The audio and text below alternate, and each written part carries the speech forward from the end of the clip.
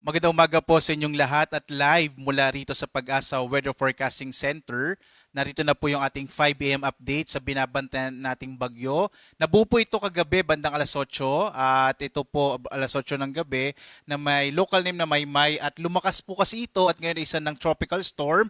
May international name po ito na Kujira. Ang Kujira po ay mula sa bansang Japan na ang ibig sabihin ay whale. At sa ating latest satellite images, makikita po natin na dalawang bagyo pa rin yung minomonitor po natin sa ngayon. Yung isa po ay nasa labas pa ng Philippine Area of Responsibility. Ito yung bagyong Dolphin. Yung international name niya po ay Dolphin.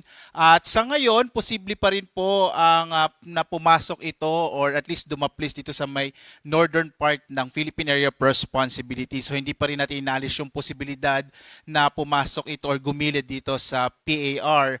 At nakikita din po natin na magiging malaki po or magkakaroon ng epekto itong Dolphin, particular na dito sa panibagong bagyo nga po natin, yung bagyong Maymay. Posible po kasi na hahatakin niya pasilangan itong bagyong Maymay at dadaan po ito sa may bahagi po ng kalupaan ng Luzon kung saan maaari itong malusaw.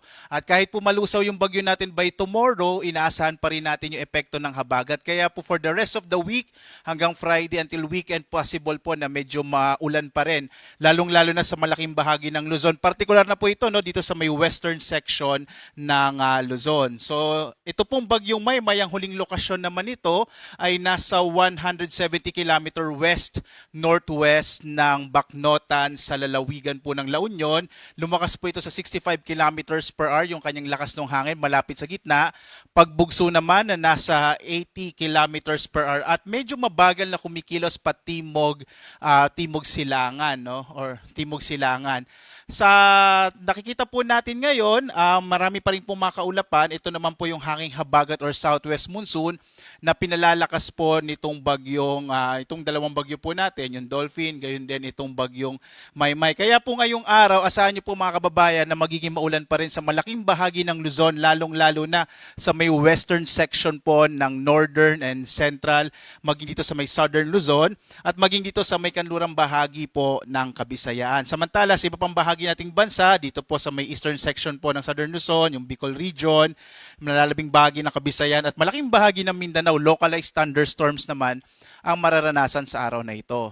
Narito po yung latest track nitong bagyong Maymay. Makikita po natin within the day, inaasahan po natin na kikilos po ito pasilangan na epekto po ng Typhoon Dolphin. So kikilos po ito pa east or pasilangan at inaasahan po natin mamayang hapon na sa may 80 kilometers west-northwest ito ng Bacnotan, La Union.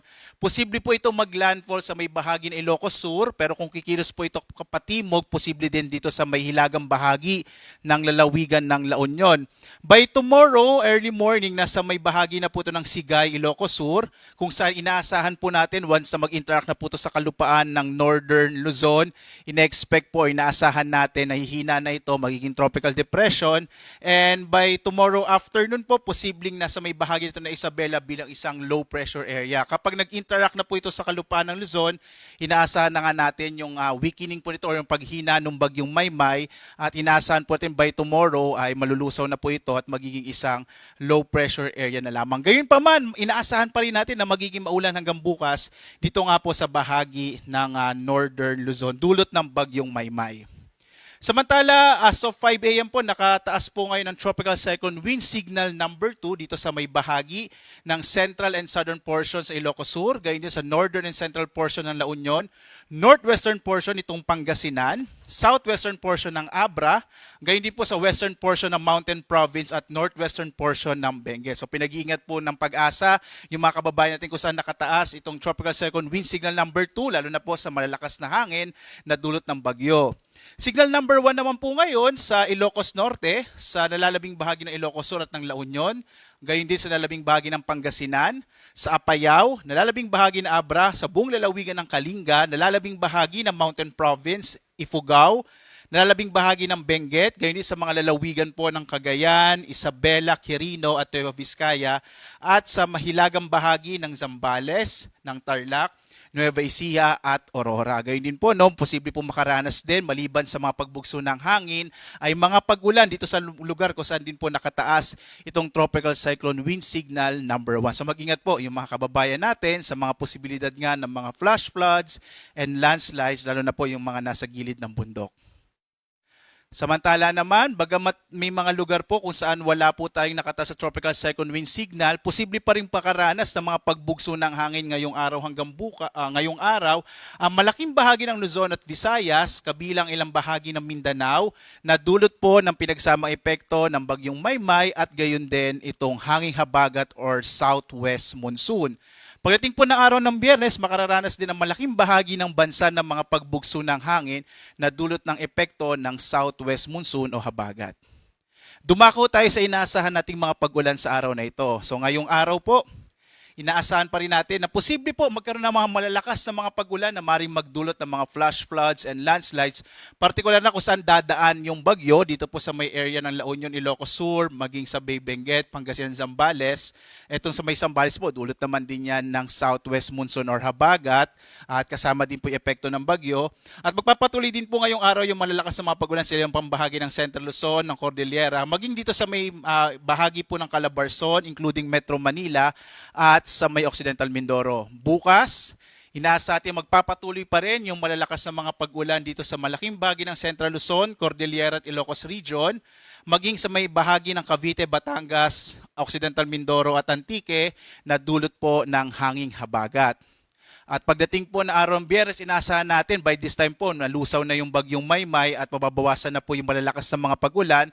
Pero magpapatuloy pa rin yung mga pag-ulang dulot ng habagat, partikular na po dito sa may bahagi ng Ilocos Sur, La Union, Benguet, Pangasinan, Zambales, Bataan, Occidental Mindoro at maging sa lalawigan po ng Antique. So asahan pa rin ng mga kababayan natin, lalong-lalo na sa mga nananahan po dito sa may kanlurang bahagi ng Luzon at Visayas na magpapatuloy po at least yung maulap na kalangitan na may kalat-kalat na mga pag-ulan na dulot po ng hanging habagat. Kaya po mag-ingat pa rin po tayo sa mga posibilidad ng mga flash floods and landslides na dulot ng malalakas na mga pag-ulan.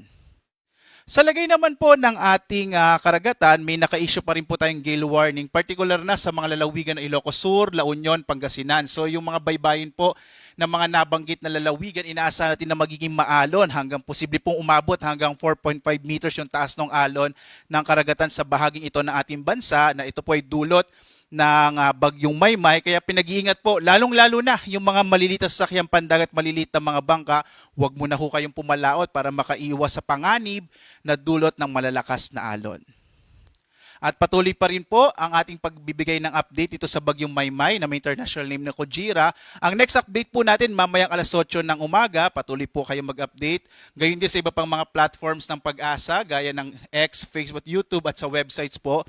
Nagbibigay tayo ng update din po tungkol sa mga heavy rainfall warning, thunderstorm advisories, rainfall information at gayon din sa flood advisories sa buong bansa. Real-time nakamapa po yan. So sundan nyo lang po itong iba't ibang mga social media platforms at websites ng Pag-asa. At live naman nagbibigay update mula po rito sa Pag-asa Weather Forecasting Center. Ako si Obet Badrina. Maghanda po tayo lagi para sa sangligtas na Pilipinas. Maraming salamat po. Have a blessed Wednesday sa inyong lahat.